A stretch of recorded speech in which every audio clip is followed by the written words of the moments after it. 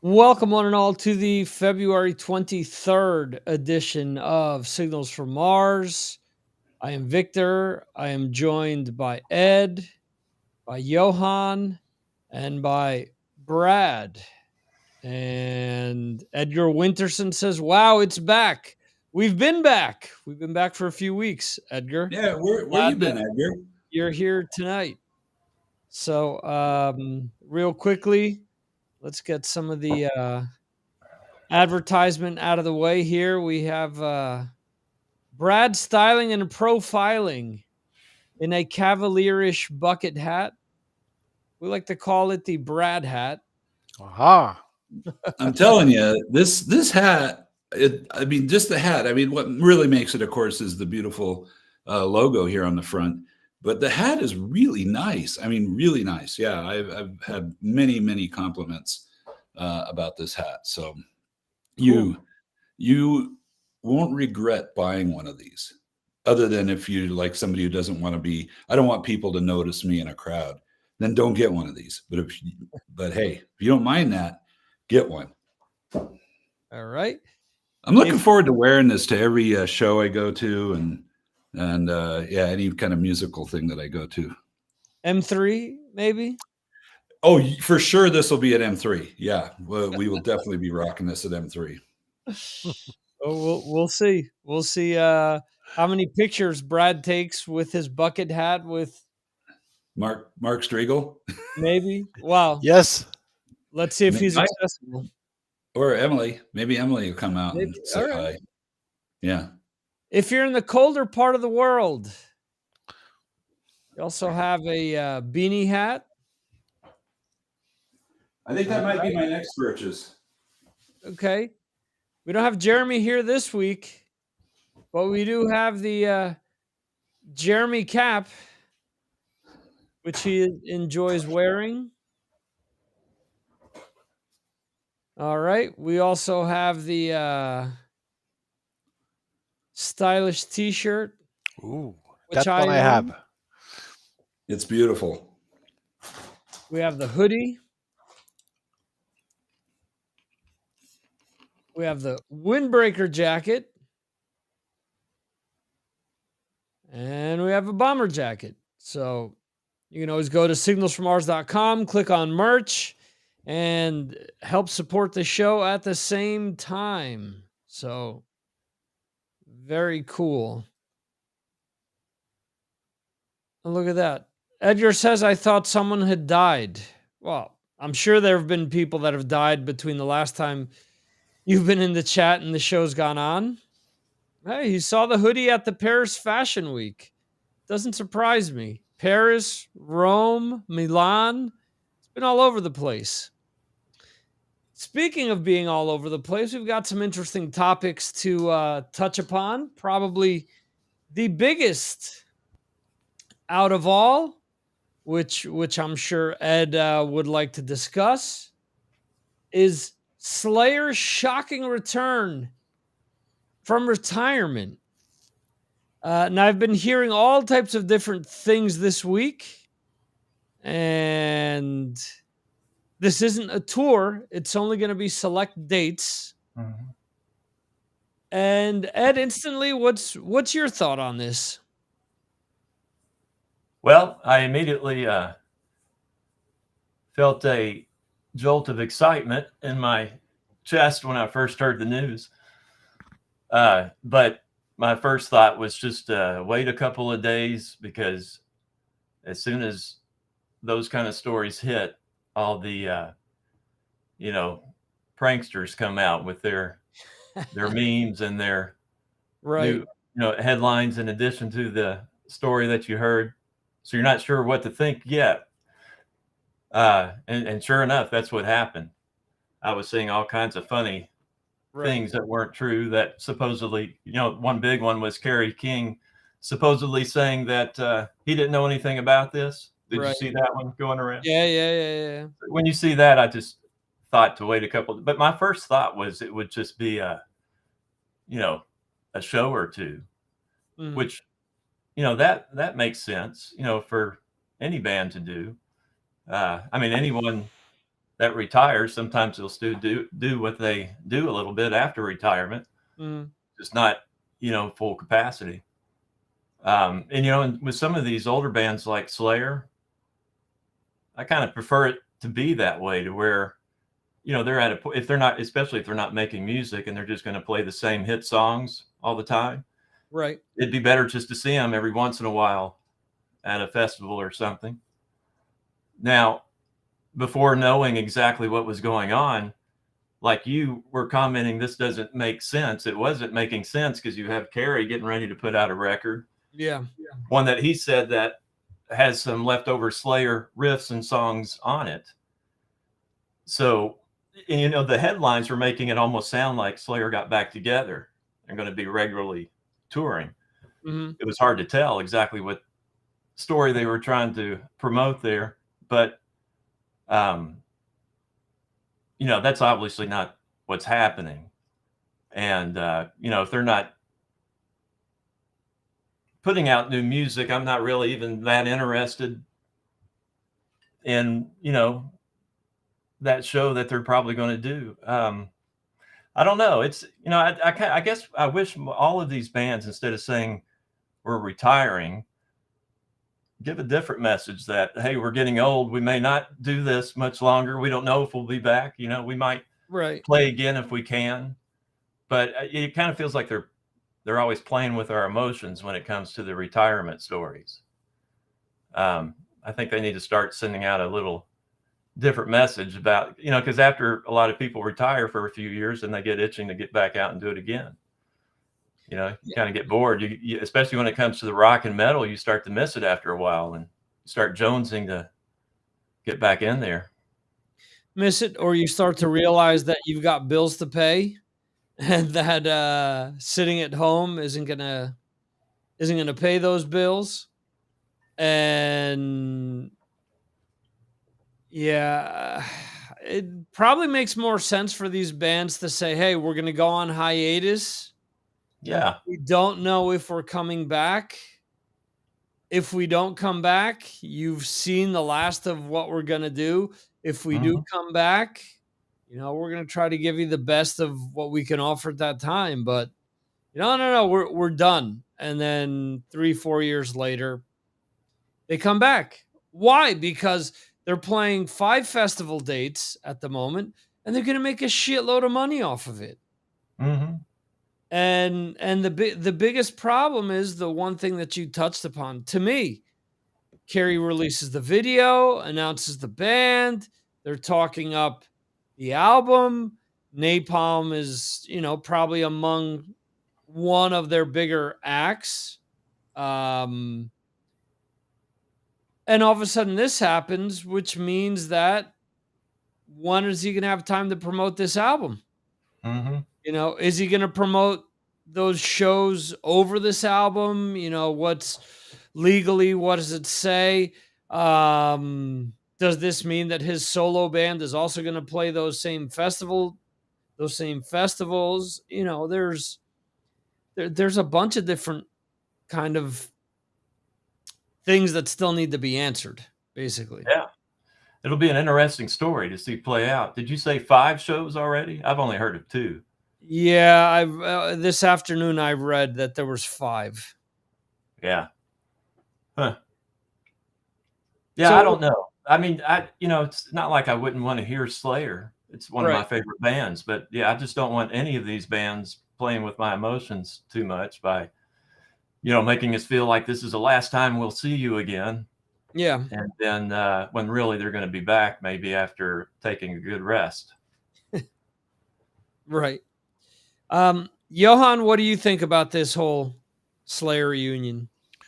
Well, I have seen Slayer a couple of times, or a lot of times, since I think it was 1994, the first time I saw Slayer. And I saw them at that time. There were a lot of festivals in Europe, Slayer, and they were good, but not great. They played their set, and it was Slayer, and it was Slayer. But the last time I saw Slayer on the farewell tour at Sweden Rock, they were actually great. And it doesn't have anything to do with the farewell tour, I don't think. They sounded great, and it was something about them that they have matured. And I thought that this is not the time for them to end. So Right. I really can welcome this comeback or reunion, whatever. But they were not ready to end. That's my opinion. Because the maturity of the sound and the live performance were, before they were more like not a smaller band, but they were absolutely not a smaller band, but they were not, perhaps like a ice hall band at the most. Right. But the last time at Sweden Rock, they were an arena stage band, and they were they were playing hits, and they were playing new songs, and it was something else. They were really good. So I think this is a good thing, and I hope they continue. Not the major tour, but do if they play Stockholm, Berlin, Paris, go around, play big shows. I don't care. They're good. Okay. Yeah. Have they confirmed the lineup? Is it the last lineup that went out with them, or has there That's what been? they say. Yeah. Okay, so it's I surely hope for Gary Holt, because With Gary and Paul. Yeah. yeah. Okay. You got to think too, when it comes to these bands, like with Slayer, I think that my impression is a lot of the retirement thing was driven by Tom, Right. which kind of makes sense, because think of how exhausting his job must be, especially as you're getting into your 60s and beyond. Because he's not just playing, he's having to not just be a vocalist, but it's a loud vocalist. He's having to scream and big vocals in those songs the whole time. And you got to imagine, if you're doing that night after night, after a while, it would wear you down to the point to where you feel like you have to stop. Right. But and two, if someone like Tom's voice is not sounding good, I don't want to hear him.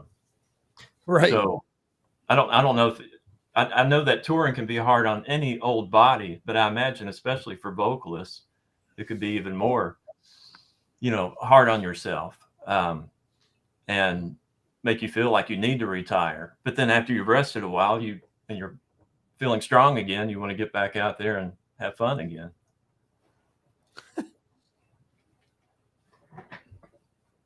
Edgar is saying we might be back one day. Doesn't sell magazines. True. But I mean, yeah, we can now add Slayer to the list of Motley Crue, Kiss, The Who, the Rolling Stones. How many bands? Deep Purple, said they were going away, and they eventually came back one way or another. Motley Crue was the most embarrassing, though, because they did the Blood Promise thing. Remember that? Motley Crue? Yeah.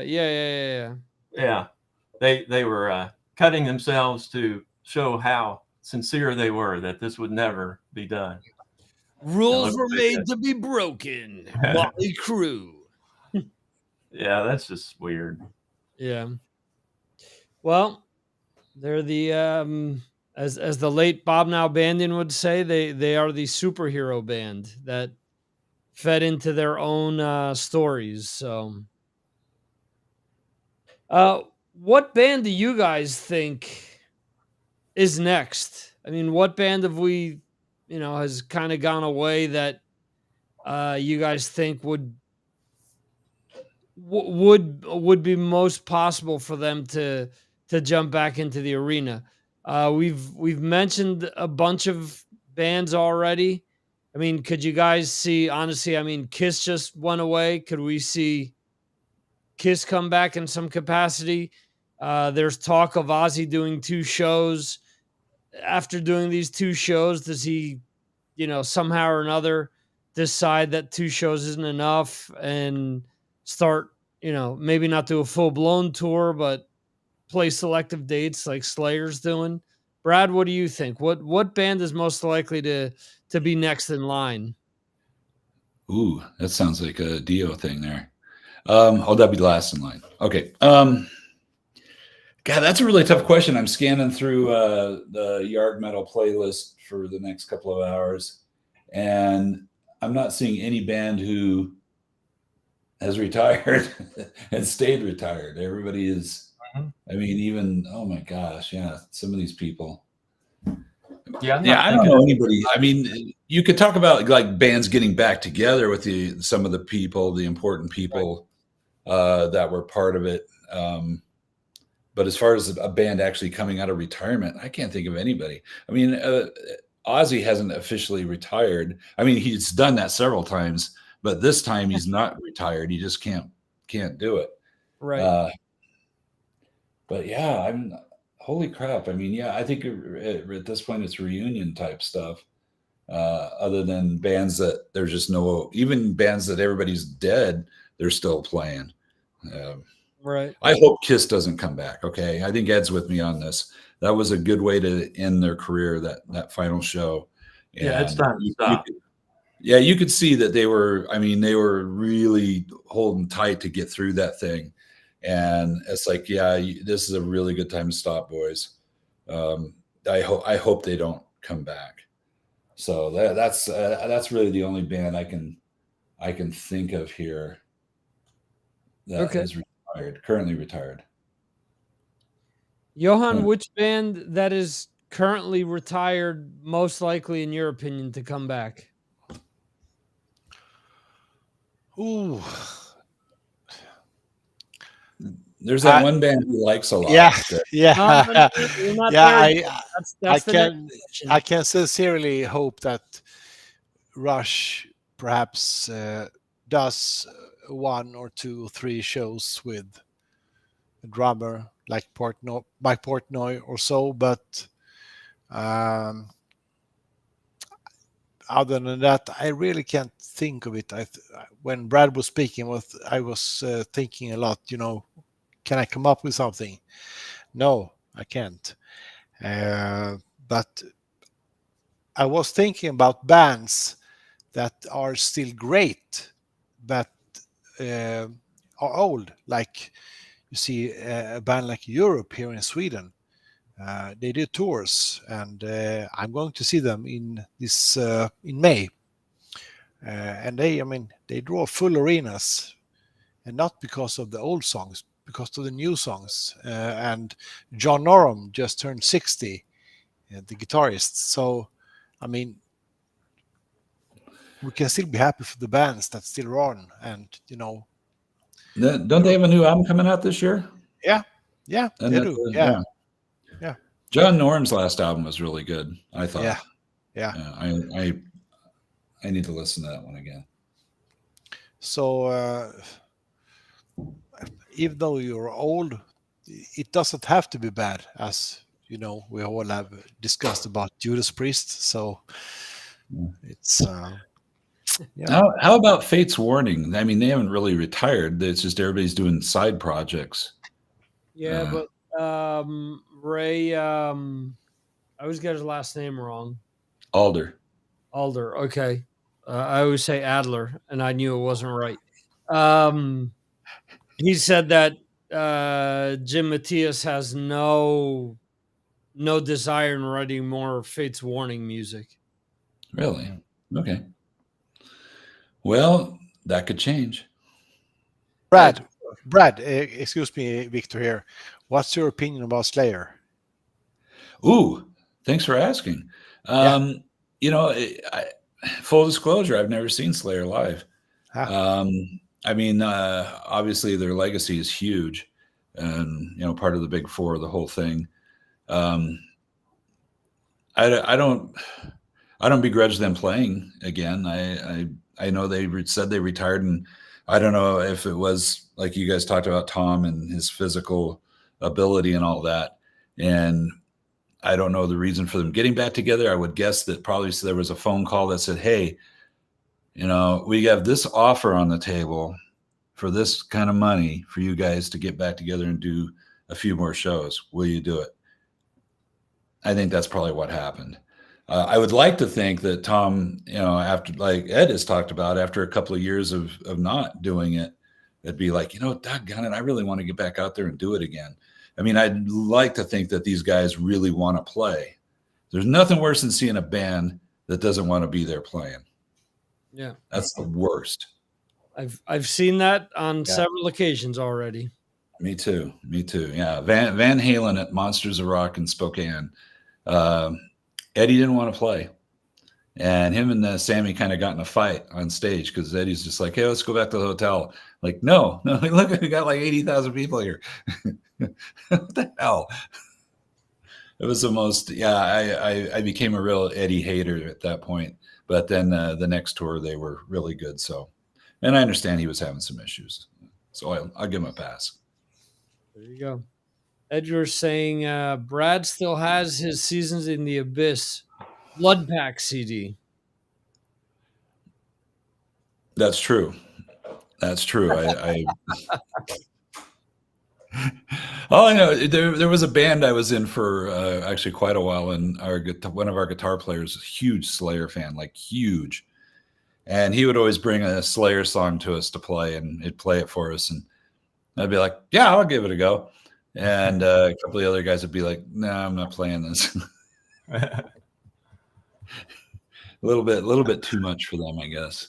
Yeah, it's intense music, man. Can you imagine being like a Slayer tribute band and like being awful? I guess I could imagine that. Yeah, it's It'd probably probably be really easy to be awful doing that. Probably fairly easy. Yeah, my band in the 80s. I think it was like, I don't know. It was probably in the early 90s when we were playing a club. And the owner was giving us a chance to headline. At this point, we'd just been warming up for people. And he's like, "I really want you guys to headline." But he says the smart move is to bring in an opening act so you don't have to do 3 sets. So we're like, okay. And we asked around, and some guy recommended these guys to us as 2 brothers. And they were a Metallica tribute band. And they both played guitar. And like Metallica, there was no bass and no drums. No drums. I actually got a little video of this too. I'll have to see if I can tweeze that out and send it to you guys. It's hilarious. But they had like a little drum machine that you triggered by your foot, and it was pretty bad. It was. But luckily, people stuck around for us, so that was good. That's why I say that I'm pretty sure that most of the Slayer tribute bands that were out there, I'm not saying that there weren't ones that were good, but I'm wagering that the majority probably were not good. Yeah, we had a Pantera tribute band warm up for us once, and they were actually pretty good. They were pretty legit. Yeah, the thing is, though, Pantera's, I would think, is easier, especially for the drummer.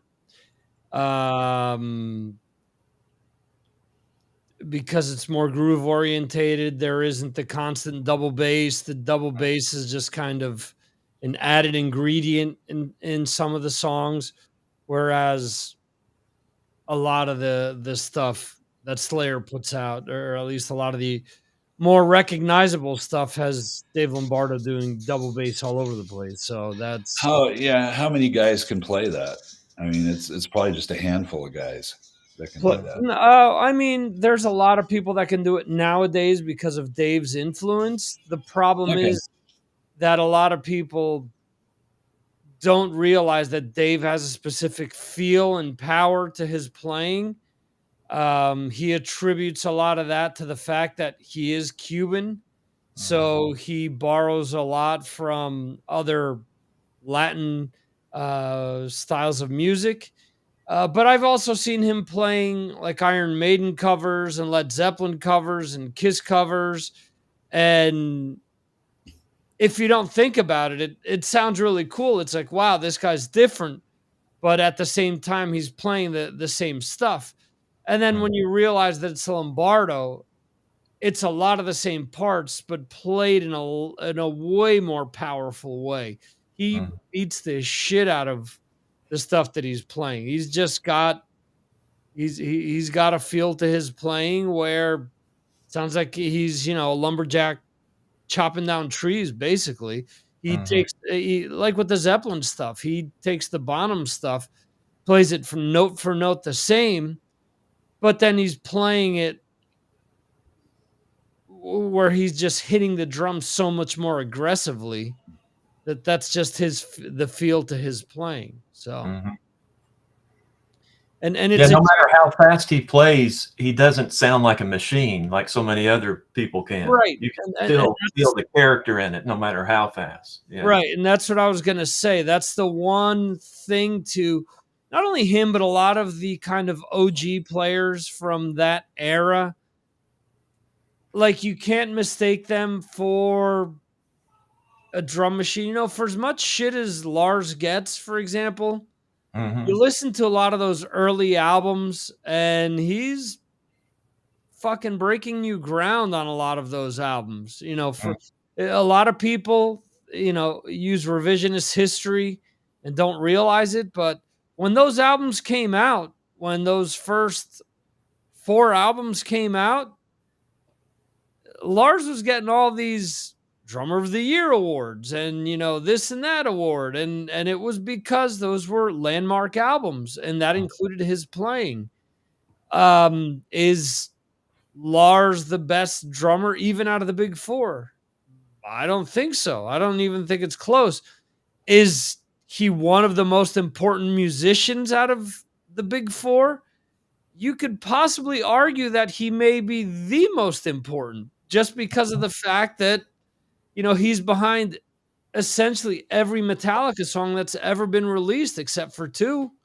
Whether he's written the songs directly, I think just based on his input and just his overall know-how of what he's looking for in music, I think that's an important piece that maybe some of the other drummers don't have. I think Lombardo has that to an extent, and I think Charlie Benante has that even more so because he's the main, composer in Anthrax.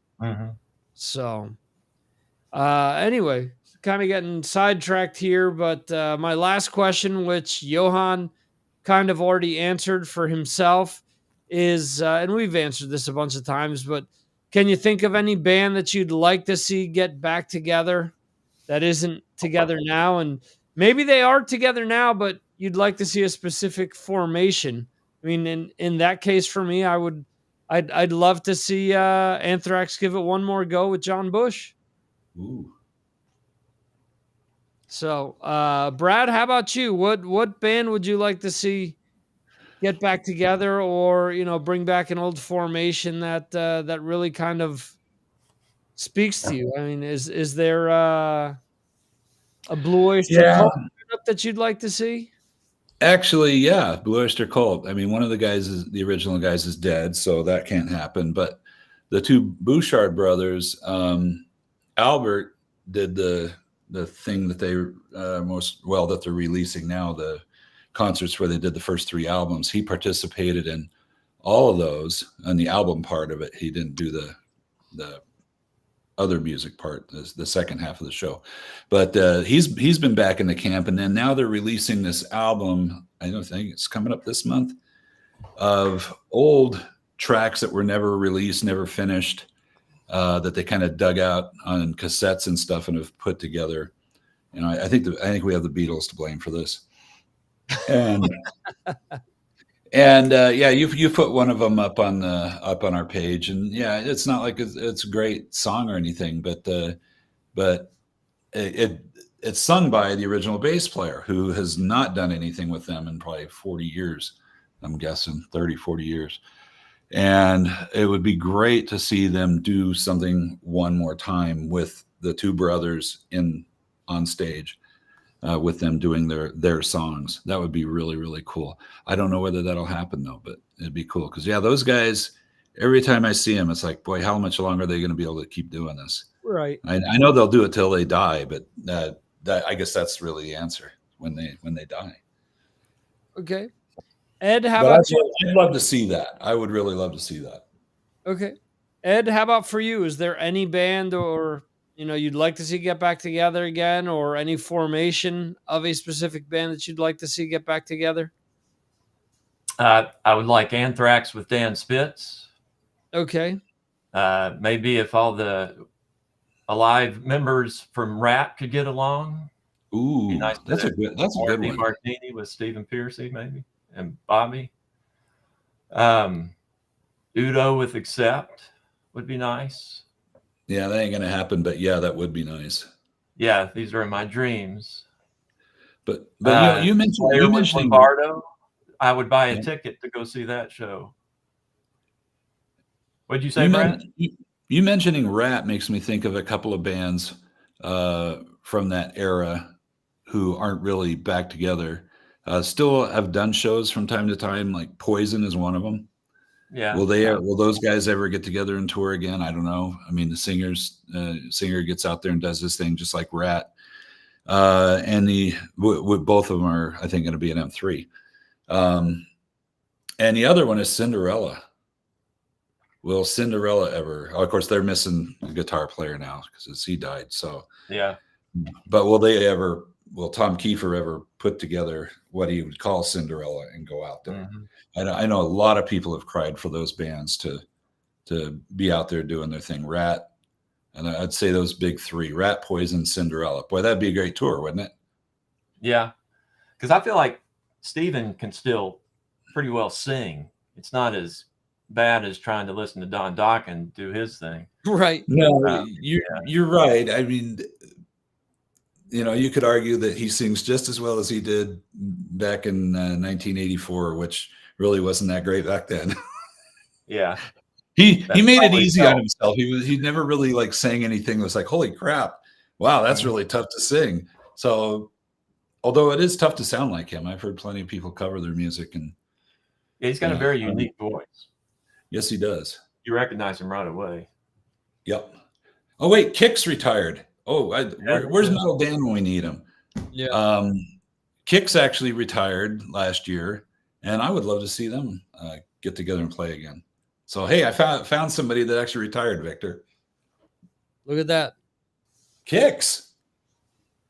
They retired, man. Last show ever last year.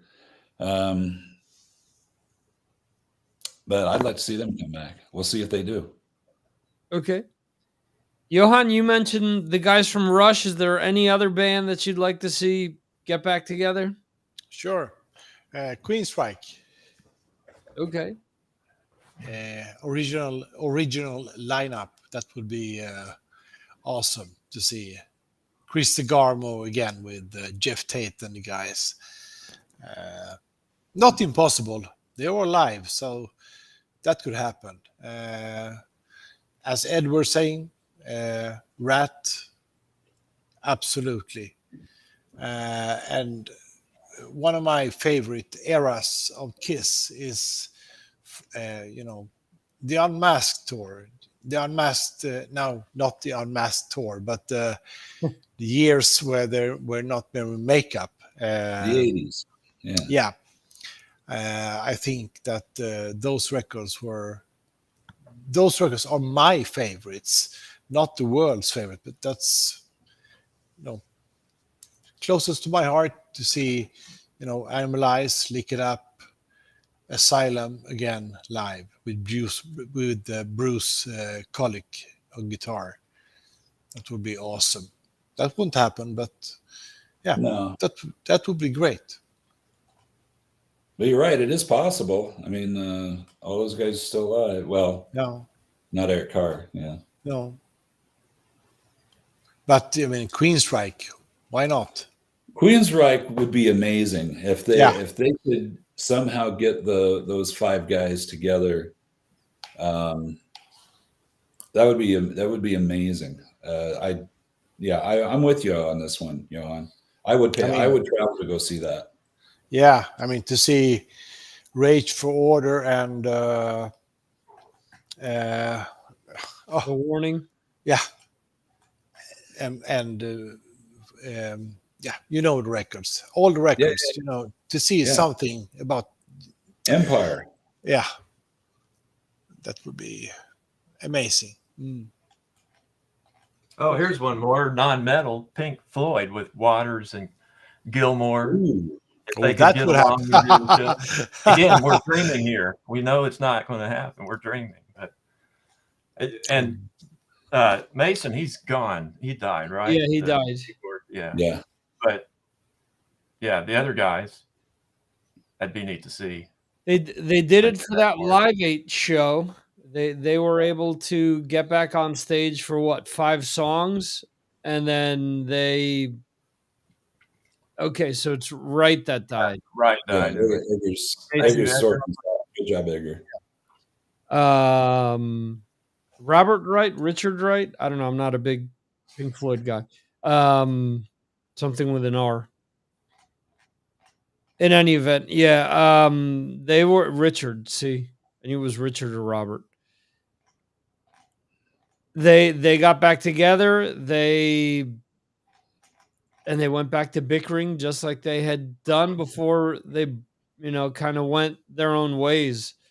And man, I have to say that I know that there are some people that really loved Roger Waters' reinterpretation of Dark Side of the Moon. I thought it was terrible. It was one of the worst things I've ever heard because it's Roger Waters doing ARSM or whatever it's called. It's him whispering the fucking lyrics to all these songs. So it's trying to think it's Dark Side of the Moon. So I've not heard that yet. No, I don't think came I out would. last year. No, it's not. It's not BDSM. it's him whispering the lyrics. It is not good. So it's like Don Dokken. He's no, Don Dokken actually sounds better than this. It is really somebody told me to play it. I'm making a list of people that sound that Don Dokken sounds better of. We got one. Okay. There you go. So yeah, and it's a shame because I said that I'm not a huge Pink Floyd guy, but I've played The Wall a lot in my life. I've played Wish You Were Here quite a bit, played Animals quite a bit. Dark Side of the Moon, I could either take it or leave it. I mean, there really isn't much beyond those albums that I've listened to a lot, but so I can't really profess to being a huge fan of theirs. So, all right. We talked about this a little bit. Ed was kind of the catalyst. AC/DC reissuing for the 50th anniversary. Yeah. Their albums on gold vinyl.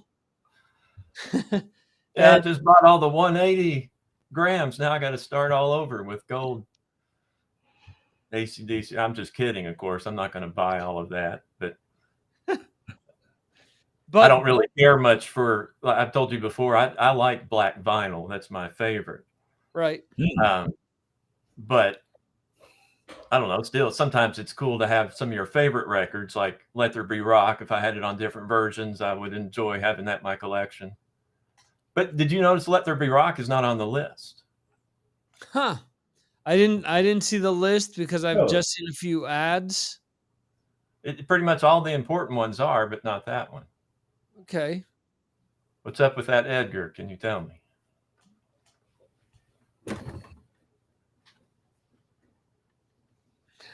Edgar's a clever one, isn't he? Yes, he is. Of course, I'm assuming it's a he. Let's see. AC/DC Gold reissues. So Kind of maybe weird this to is have my Back in Black and gold too, I think. so maybe this is my chance to buy AC/DC stuff. I've got a copy of Back in Black for you when I meet you. Oh, Ed. I'm keeping it here for you. It's got your name on it. Oh, thank you. So We it's will. nine LPs. It's High Voltage. So March 15th, High Voltage, 30 Deeds, Powerage, Highway to Hell, Back in Black, For Those About to Rock, Who Made Who, Razor's Edge, and the Live, the double LP Live comes out. So I'm guessing they're just sticking to the albums that have sold the most, I guess, to do this. Yeah. Strange. Oh, so you could buy them like individually or all together, it says. Well, see, now buy them all together. If I'm going to buy all of those, I would need the whole discography. I mean, Right. I would have these ones that aren't there. I don't know if I could do that either. And They then need to the either other, offer the entire thing, yeah. or yeah. Yeah, the other thing too is that and they're exclusive to Walmart in the US. Oh, well, sorry, Johan. No, in the US. In Europe, I've seen I don't know how many merchants that have sent me already, to pre-order. And I've seen it from several stores. Huh. So I'm wondering if the colored vinyl, like it's Back in Black and Highway to Hell that they're doing it for. I'm wondering if those are going to be exclusive to specific stores. It's a great question.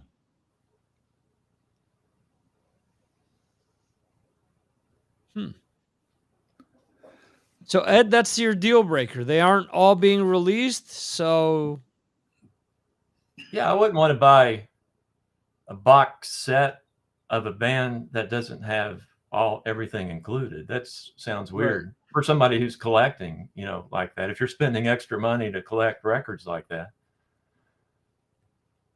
But yeah. Yeah. And maybe the appeal for some people is that it is an odd collection. Yeah, that'll be the one thing is if they just do it this one time, it'll be something that might be worth a bit in the future. Right. Could be.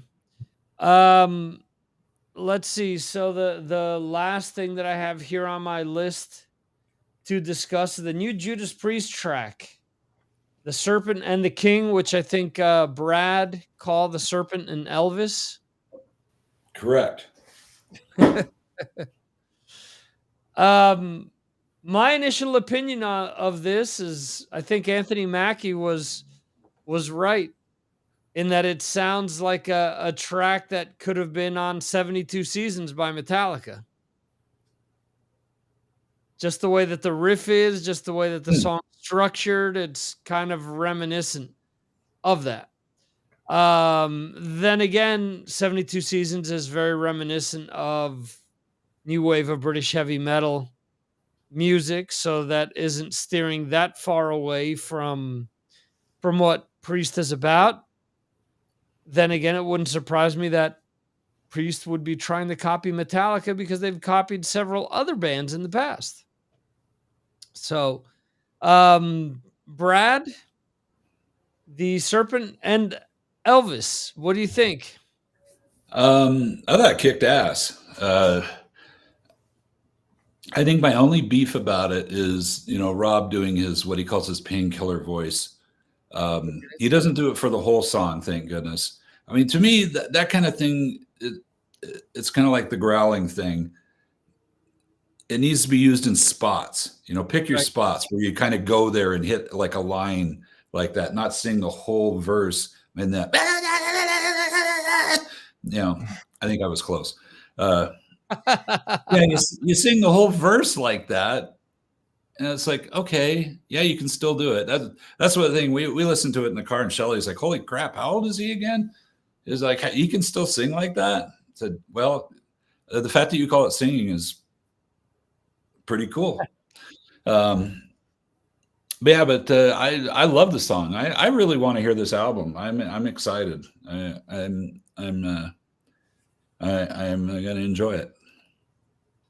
Yeah, this is what, the third song off of the album, fourth song? Fourth song. The previous, I think. Let me think about this. Yeah, I think it's the fourth song. It's interesting because with Firepower, they only released 3, and they're saying that this album is stronger than Firepower. Well, of course they are. What are they going to say? Well, we got a new album coming out. It's not as good as the last one. But I've always said that there's never going to be a band that's going to come out and say, "Yeah, no, our latest album was dog shit." Don't buy. I wish I could remember who it was. I was reading something or listening to, but some band, kind of big band, and they talking about one of their albums and said, "Oh yeah, that we hate that album." It's like, well, wait a second. Weren't you guys there when it was being recorded? Weren't you guys listening to this? Didn't you guys write this? At some point, could you just say, hey, we're not doing this. We don't like it. But no, it's like, yeah. Anyway, stupid.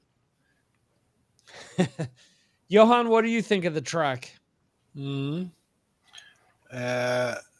Popoff said on his podcast that this new Judas Priest album is their best album ever. And I mean, yeah, he said. And I mean, no, I believe yes. He said. So I'm really looking forward to the album. But yeah, I think this song is good. I agree with Brad that Rob should use his screaming vocal, some very Swedish word is variera. Also, vary. You have to vary.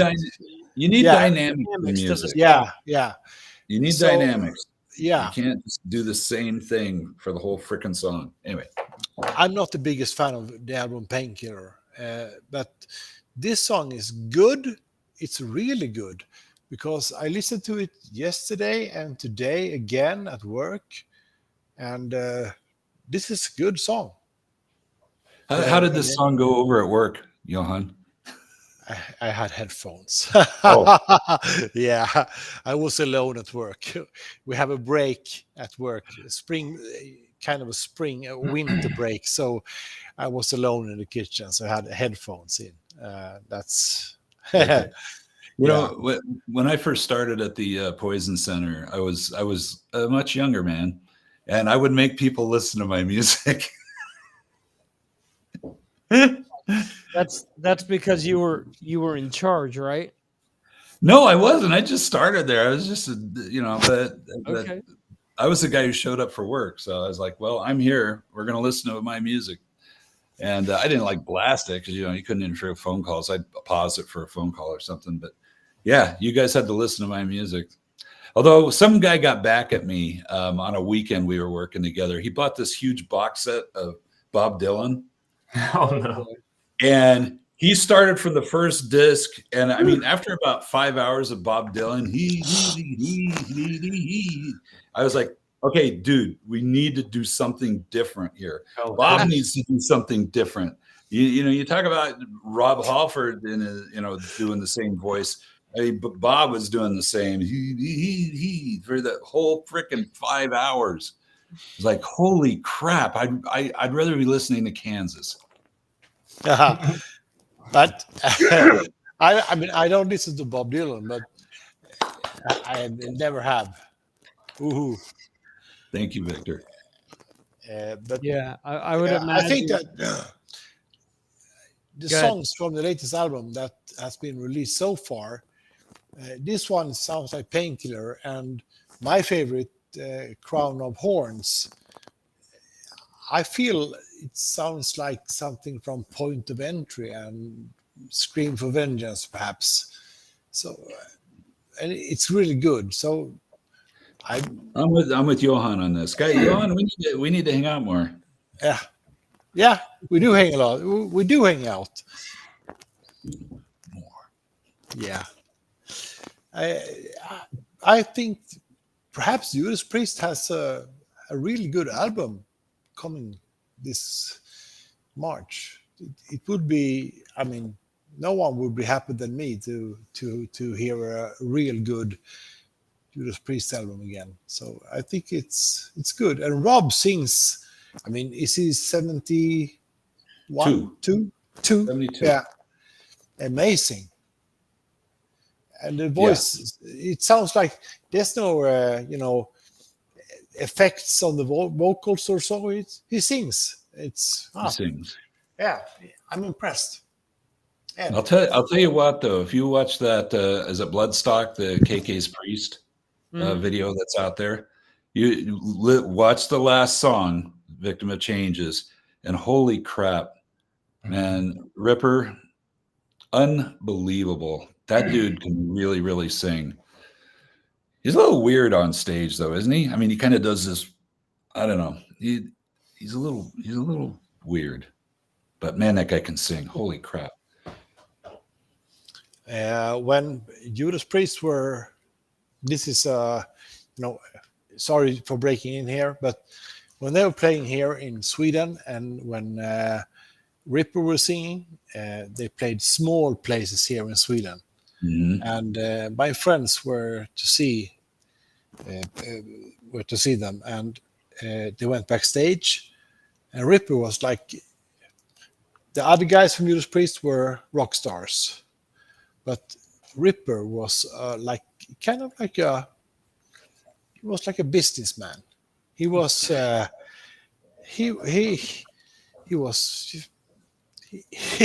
he was nothing like the others, even though they're from England. But he was like an American businessman who met the fans. So that was a very special, kind of a special guy. But he sings really well. I agree. Yeah, I'd like to meet him. Victor, you ever chat with him? I have. Yeah. And He was cool. He was cool. There you go. When I interviewed him, and I've exchanged a few emails with him way back when, and he was always cool to me. Maybe he's a really cool dude. All right, that's another one of my goals. After I get to hang with Ed in person, Johan in person, Ripper. Yeah, after Mike Jones and Steve and he's in Ohio. Yeah. Ed, what do you think of the new Priest songs? Have you heard them? Yeah, I listened to it before the show, and it was great. I liked it better than the the first video that you posted. Has that been a few weeks now? I can't remember. The first one, no, it's been maybe 2-3 months at this point. Yeah, but as usual, I'm glad the guy's out there doing what he's doing. But as usual, Martin is wrong. You're not hearing anything that is different, or better than Screaming or British or Sad Wings. He says some weird stuff. Well, didn't he say it was he's entertaining to listen to, but he's got strange ideas sometimes. There's two things to consider. One, he likes to stir shit up. Yeah, I think he does. Yeah. And two, at the end of the day, it all depends on who's paying for more ads. Yeah. So that band Love Hate must have paid him a lot of money. Yeah. That he seems to think they're one of the best bands of all time. He goes on and on about. Yeah, he's funny. Yeah, what's the chance of them having a reunion? Love Hate? Yeah. Very difficult. They could go out under that name, but as far as the 4 original members, I don't think you'll ever see that. At least from the interviews that I've Yeah. seen or heard Jizzy talk about that, I guess the guitarist doesn't play anymore, and and he doesn't really get along with the other members, and so Yeah. Now, I'm hoping to be wrong. After I Well, listen to it, if I'm wrong, I'll come back and apologize and admit my. here's the real problem, though, is that there's probably nobody calling up, Jizzy's manager saying, "Hey, got this big check here for you putting Love Hate back together again." he seems to think that in the UK they've got a huge audience. Who knows? He probably knows better than I do. Yeah, I don't know. I do have to say this. I'd never. Well, I guess I saw the Love Hate on their very first tour, warming up for Dio, back in the Rowan Robertson era, which was one tour, and they were really good. They were really good, man. The bass player, that dude ripped it up, man. But they Yeah, were just nuts. their first few albums were, were loved by critics and fans alike, and the bass player was the one thing that stood out, because you had someone who's playing like Flea basically within a hard rock metal band, so it was unique at the time. It was, it predated Rob Trujillo and other people that maybe incorporated funkier style of playing within metal. So Yeah, their first album, Rock Solid, it's really, really good. Johan, go ahead. Yeah. Back in 89, 90, 91, I bought a lot of foreign music magazines, both, both English and from US. And there was a lot about this band, Love and Hate. And back then and now, they are pretty much unknown here in Scandinavia. I mean, I've only heard of them because of the magazines that I bought almost 30 years ago. I don't know a song. I haven't heard a song of them. Now perhaps I have heard, but you know what I mean. But they are so unknown here. Yeah, but I think that's the common theme of them everywhere. I mean, they were kind of at the tail end of the whole LA strip scene, and they really didn't fit in there either. I mean, they had more to offer, so I don't think they quite caught on, because they didn't have, the ballads that other bands had. Their biggest songs were probably off of that Blackout first. in the Red Room. What's that? Blackout in the Red Room. And Why do you think they call it Dope? Dope? Yeah, those are the two songs that got a lot of play on MTV in the US. Then their second album really didn't get that much play, and then their third album, Eddie Trunk would play the hell out of the song Spinning Wheel and Let's Rumble, which the album I think is called Let's Rumble. Let's Rumble, Yeah. Spinning Wheel. So those got played a lot, but they got played a lot because they had, someone like Eddie Trunk who was really into the band and played them, but they weren't really anywhere else. I mean, I guess in the Popoff household, they got played a lot. Yeah, obviously. Yeah. I've never heard him, actually, and I'm not saying they're a bad band. It's just like when you listen to him or read his album rankings of like best of all time, he ranks that stuff, above some other things that just make you shake your head. Yeah. But anyway, that new Priest song though was great. I love the tone, the riffs in that song. Yeah, they were all sounding like they are on Firepower. Hopefully, it'll be, another good record just like that, if not better. Let's the heavier, the better. Yeah. You know what's going to make it better is that Ronnie Romero's not doing the vocals. Nothing against Ronnie's vocals. It's just I enough already. Okay. The problem is that if he's appearing on every single project that Frontiers has, it just gets boring after a while. Exactly. Yeah. And plus it's like, what's the viability of this band going out and doing shows? I mean, if he's their, singer. There's two chances, slim and none. Yeah. Yeah. Michael Schenker's found that out. I mean, I guess he did a few shows with him, but yeah. Yeah. All right. So awesome. We're going to wrap things up here with another great discussion that we had tonight. I want to thank Ed in Kentucky. I want to thank Johan in Sweden. I want to thank Brad, who all of a sudden entered into a Frankie Goes to Hollywood video there with the laser lights going on. Yeah, I'm shooting lasers out of my ass. There you go. I guess it is kind of a Frankie Go to Hollywood thing, isn't it? There you go.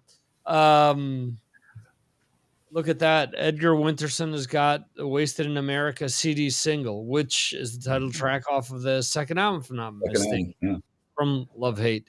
Anyway, I want to thank Edgar as well for keeping the chat lively as he usually does when he's here. Good to see you, Edgar. Yep.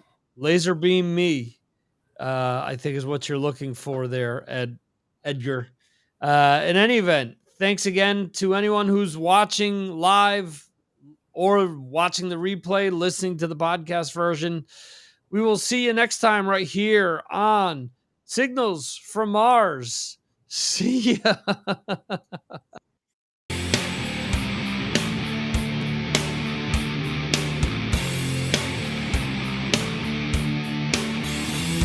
Thank you for watching the Signals from Mars live stream. You can watch the show live on YouTube, Facebook, Twitter, and Twitch, or check out replays on YouTube. Go to signalsfrommars.com for more information. This concludes our show.